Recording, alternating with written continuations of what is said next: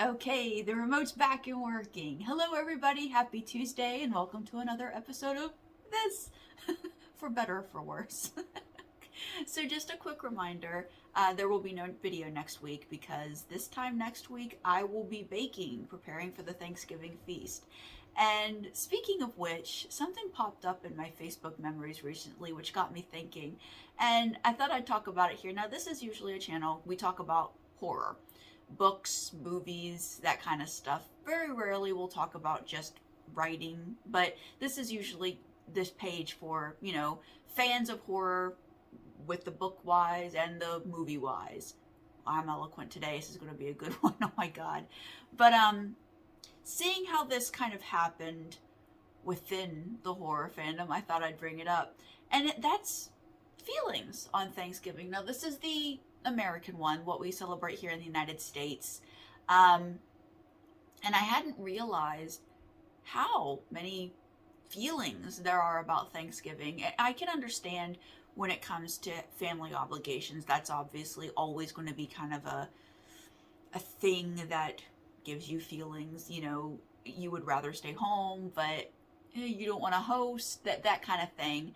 But I didn't realize until this kind of war broke out on someone's Facebook post that I didn't realize there were feelings about Thanksgiving. Now, just to kind of start us off, I love Thanksgiving. I love holiday meals as a whole. I look forward to them all year. But I think that of all the holiday meals, Thanksgiving is my favorite. Christmas is a close second because I make lamb, but I love turkey. I love mashed potato. I love gravy. I love it all. But, there are people out there who just fucking hate Thanksgiving. They fucking hate turkey. They fucking hate all the sides. It's nothing to do with the family obligations and the crazy racist uncle. It's purely about the meal itself, which is like, I'm scandalized. I have to tell you, I'm scandalized. So, I think to start this conversation, I want to start talking about the turkey. Now, I grew up in a house where my family was never super duper close with extended family, so it was usually just my mom, my dad, my brother, and I, and it would just be the four of us for Thanksgiving usually. There were a couple times after my parents divorced where my mom decided to host for her siblings. My mom is one of 8 siblings, so there's a lot of family there. And she decided to host for a few of her siblings and their plus ones one year. And the fact of the matter is my mom doesn't like hosting those kinds of things, and she got very stressed out, and then in turn was kind of horrible to be around. So those weren't fun Thanksgivings, but we usually just kind of had low-key Thanksgivings. Now, having said that, my mom married very young, and the cooking that she learned to do, she had to learn through just kind of trial and error and whatever cookbooks could be made available to her. This was way pre-Food Network. You had to learn or, have your husband react very badly to not having dinner on the table when he came home from work. So I grew up eating, that turkey. The one that was kind of underseasoned, the one that was dry, and so dry that when you eat the breast meat, which is the white meat, it dries out the fastest. It's bad when you eat it, and immediately all of the saliva in your mouth just goes, and you're like, and it's really fibrous, and it's kind of like eating a cotton ball almost, and yet I still loved it because we were always given plenty of gravy. That's what gravy's for. It's turkey lubricant. Now, my husband also had kind of a similar situation. His parents both moved away from their families, and Thanksgiving was usually just the 4 of them. And same thing, the overcooked dry turkey. So when I first got with my husband, it was always like, turkey land, And I put a lot of work into learning how to do it because I love turkey regardless. Like, I want a big gob of turkey with the gravy, with mashed potatoes, and the thousands of sides, and I want it now. But I learned, I put a lot of work into learning which way works best for me, which way works best for us as a family. And it's a big deal around here now. I have been hosting Thanksgiving for various family members since I was 19, maybe 20, just because, my husband and I come from two different families that are small and kind of, they're very different. And there's not a lot of unity there. Unfortunately, that's a sad state of affairs, but there's not a whole lot of unity there. There's a lot of toxic personalities. There's a lot of not getting along. And I used to host to try to make it the one thing a year where we all got together and we had a good time. I took care of everything. All they had to do was show up. And for the most part, everybody did seem to enjoy it. And there are days where I do miss it. I don't miss having to spend the day with people who kind of actively hate me. But I do miss being surrounded by people who are just kind of happy to be fed.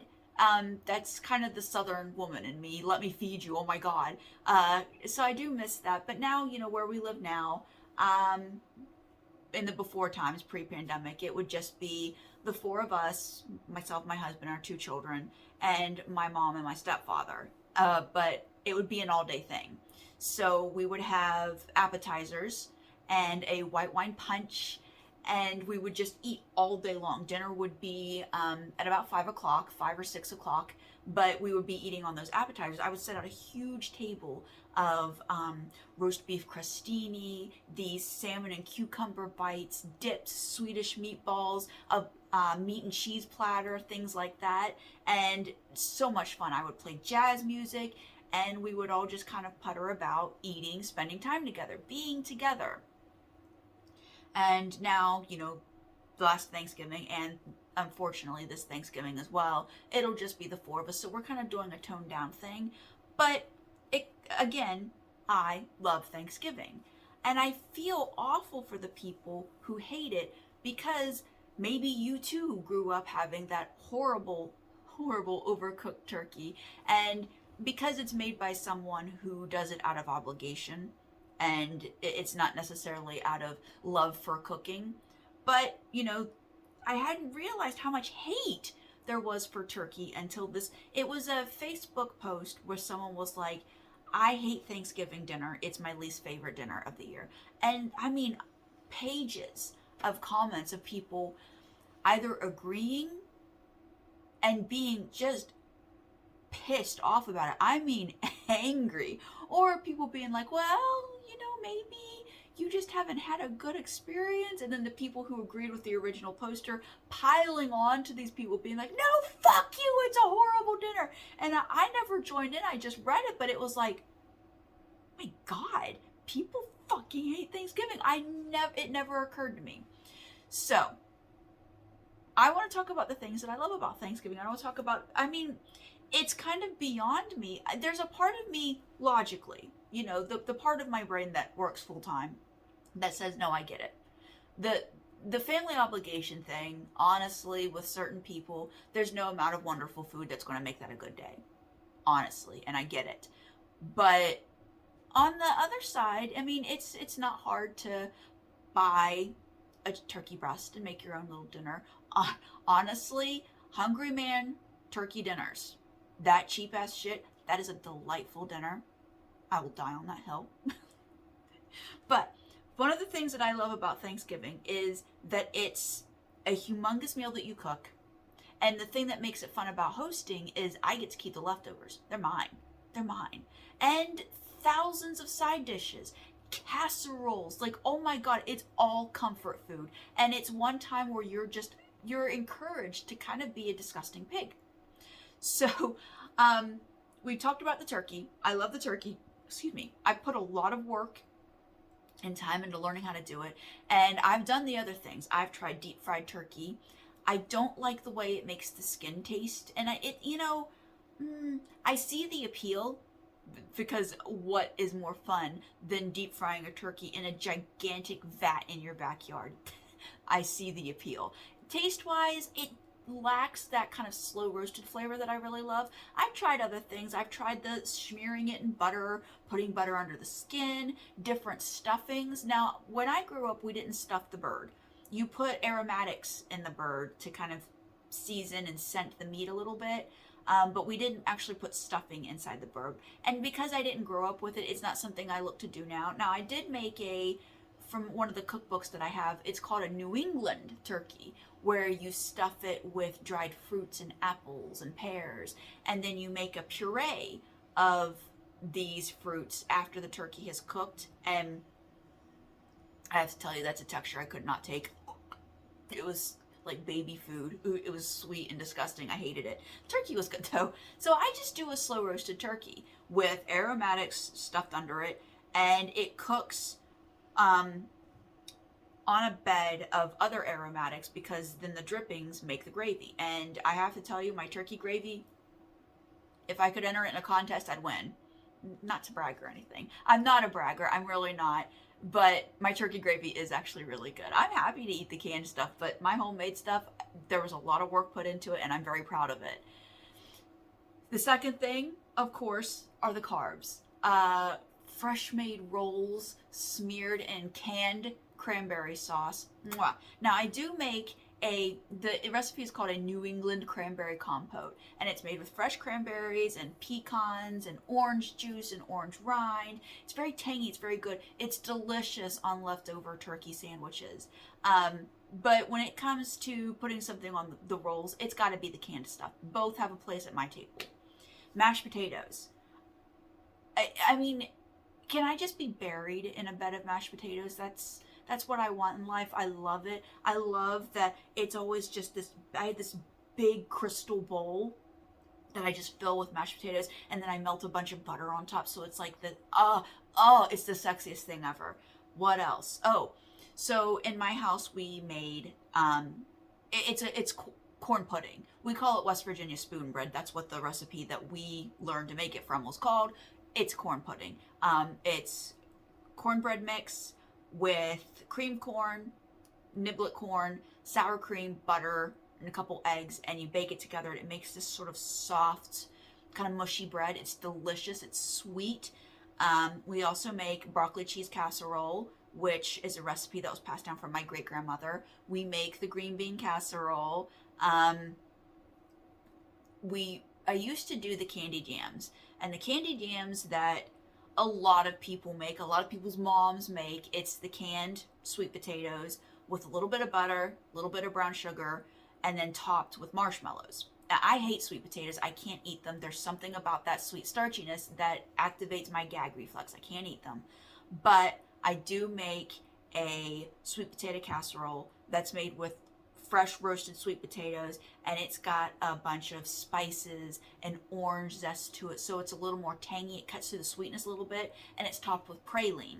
I still can't eat it, but it smells so good, and everybody else just loves it. What the hell else do I make? Deviled eggs. Deviled eggs are a must. And then there are the desserts.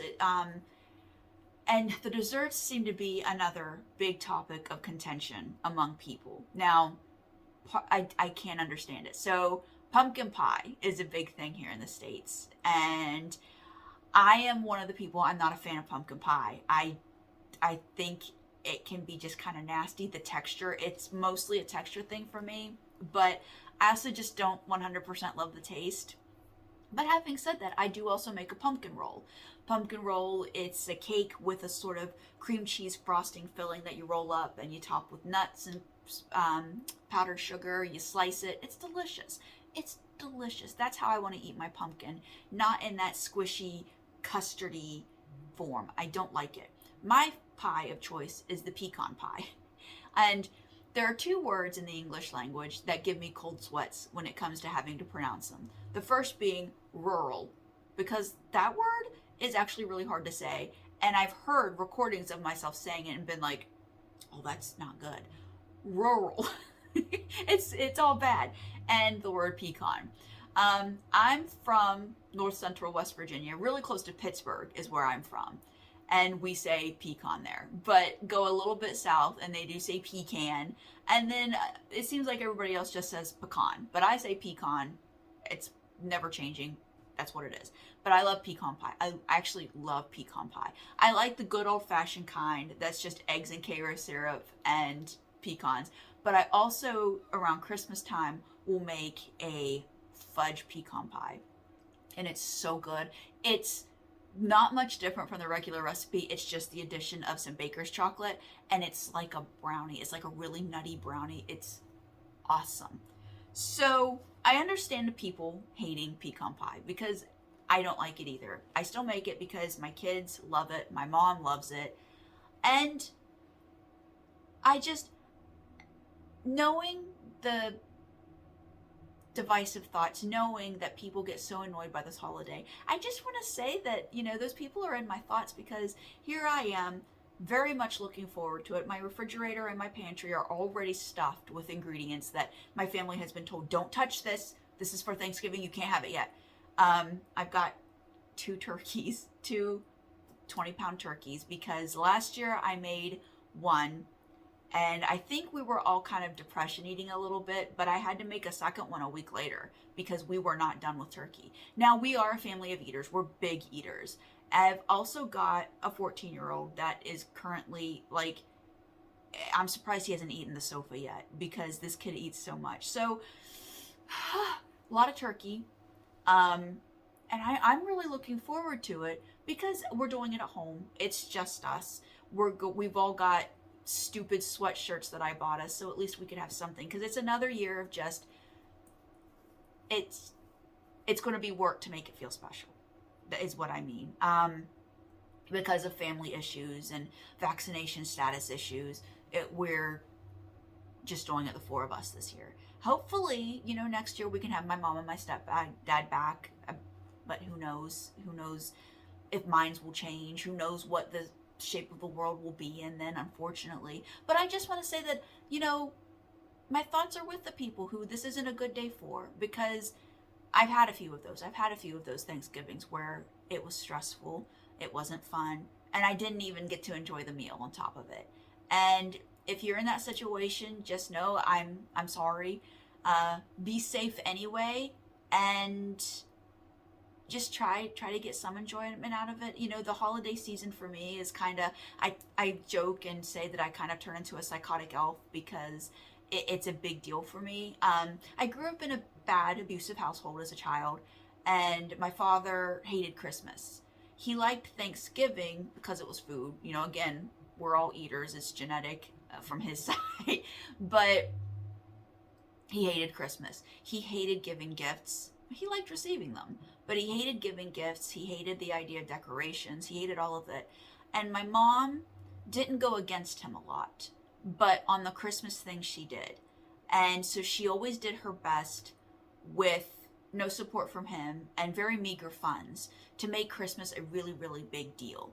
And that's kind of still living on in me right now. My kids have always grown up with me being this kind of crazy, over-the-top person about it, but I hope when they grow up and they don't have this energy anymore, that they remember it fondly. Because I remember my mom fondly doing that, kind of doing it despite the grumbling, despite the anger. We were going to have a nice Christmas no matter what. So the holiday season is important to me, and it means a lot to me, but I've also made sure to take steps to distance people who do their best to not make it nice for us. Like people who are nasty, people who are mean, people who bring drama, people who just can't sit and enjoy. Like if we can't just sit and enjoy each other, and that's a simple request. I can make peace with a lot of people. The few people that I can't make peace with, I don't talk to anymore. But I can make peace with a lot of people for the holidays, and I'm happy to do so. And if you're in a situation where that's not possible for you, I'm really sorry. I wish I could have you over. I'd feed you because there's going to be a lot of food. But just know next week, I'm going to be baking those pies. I'm going to be making that pumpkin roll. Let's see, Tuesday, baking the pies, making the pumpkin roll, making the cranberry compote. And then that night, I've got to do the Ghostwriters podcast. And then Wednesday, I'm not answering my phone for anything. It's all day baking, all day making the casseroles, and the only things that I make fresh on the day of are the turkey, the gravy, the rolls, and the mashed potatoes. Everything else is made ahead of time and just reheated. Oh, and the deviled eggs, sorry. I'll also be making a cheese ball because, again, there's no need for the big table of appetizers. My kids don't care. So for my husband and I'm making a cheese ball. I found a recipe for a everything bagel cheese ball. And that sounded fun. And a bottle of wine, watch the parade, kind of just chill out for the day. That sounds like fun. So, yeah, I will be back the Tuesday after. There will be Christmas decorations up because the day after Thanksgiving, Christmas starts around here. And because we've got a fridge full of leftovers, that's all I can focus on for 2 days. And yes, we will be talking about Christmas horror. Lots of it. So be prepared, be safe, and enjoy your dinner. I mean, even if it's something that's not the traditional turkey and pumpkin crap because you hate it, I understand. Get something that makes you happy anyway, because I think we all can take that one day to do what we can to make ourselves happy and just stop and be thankful for whatever.